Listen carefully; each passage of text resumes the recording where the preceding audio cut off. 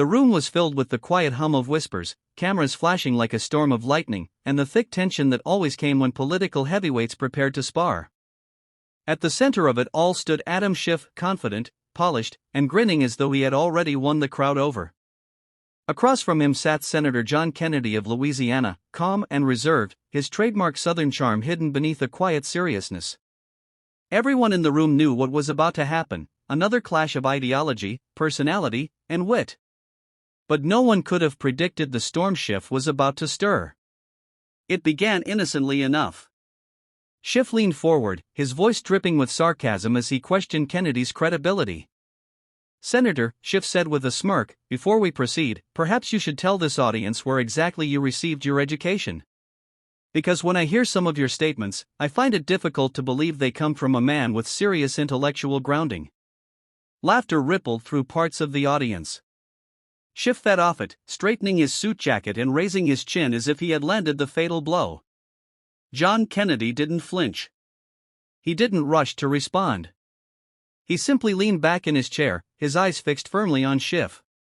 For a moment, the silence was so heavy you could almost hear hearts beating in the gallery. Then Kennedy spoke, his voice calm but edged with iron.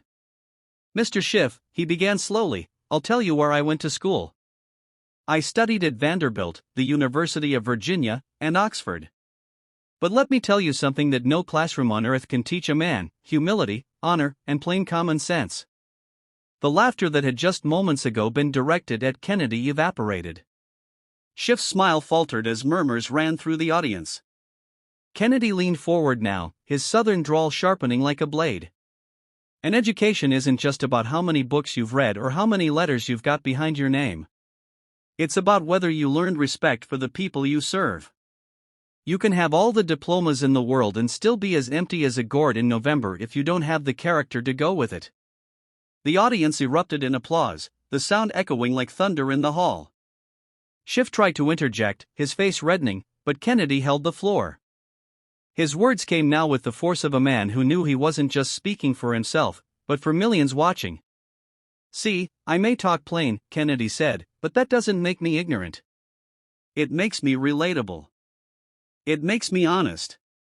Folks back home don't care if you can quote Latin, they care if you can look them in the eye and tell them the truth." Schiff's arrogance began to unravel before everyone's eyes. The man who just moments ago stood tall now looked shaken, his attempt at belittling Kennedy backfiring spectacularly. Kennedy, sensing the shift, delivered the final blow with a quiet firmness that cut deeper than any shout ever.